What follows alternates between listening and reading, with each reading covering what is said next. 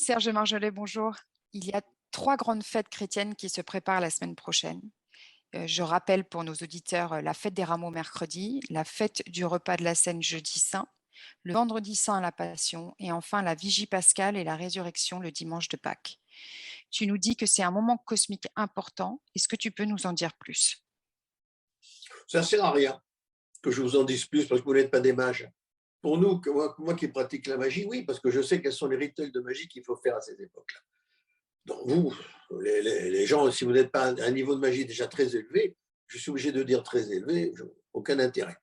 Par contre, ce qui va vous intéresser, c'est qu'il y a un afflux d'énergie divine supérieur à cette époque.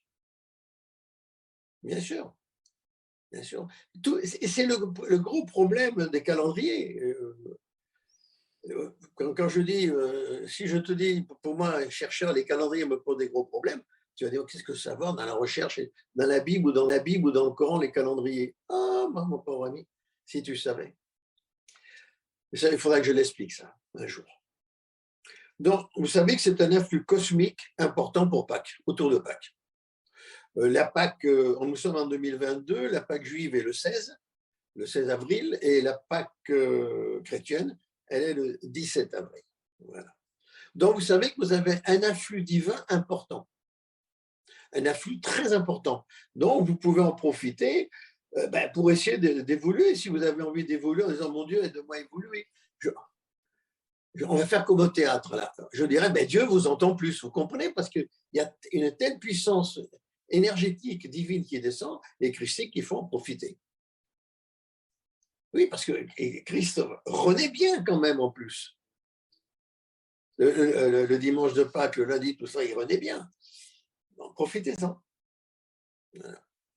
Et que ce soit les rameaux, ou l'Imanche Saint, les rameaux, c'est le triomphe. Il rentre triomphalement à Jérusalem sur un âne blanc. Il est assis, d'accord? Et les gens jettent des rameaux, etc., etc. Parce qu'il était dit dans ce testament que le Messie qui viendrait rentrerait dans Jérusalem sur un âne blanc avec des rameaux. Donc, c'est quand même un jour de gloire. Ah! Donc, si vous désirez de la gloire, c'est un jour qui est fait pour vous. Mais après, je ne peux pas tout vous expliquer, ce n'est pas possible. Hein, voilà.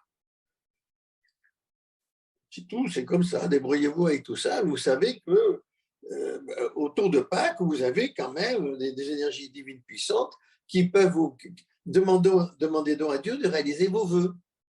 Et faites comme si c'était déjà arrivé. Mon Dieu, merci de m'avoir présenté la femme de ma vie ou de m'avoir présenté l'homme de ma vie. Voilà, bien sûr.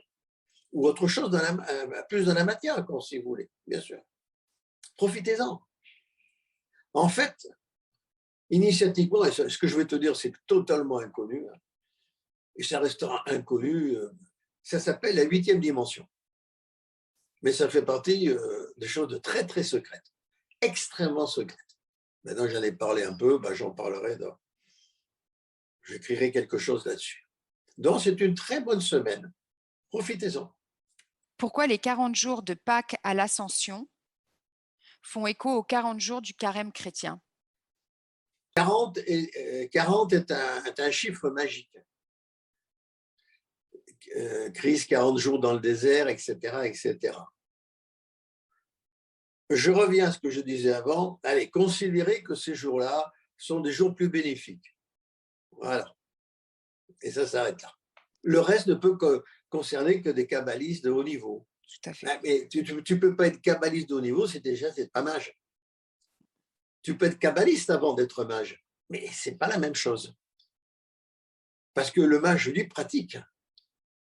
Tandis que la plupart des kabbalistes ne pratiquent pas, ils font qu'étudier. Ils travaillent en eux, mais bon, ce n'est pas ça du tout. Donc, à un moment, il faut devenir mage. Et là, pour devenir mage, c'est à la portée de tout le monde, hein, mais bon, ce n'est pas facile. Je te remercie. Portez-vous bien, les amis.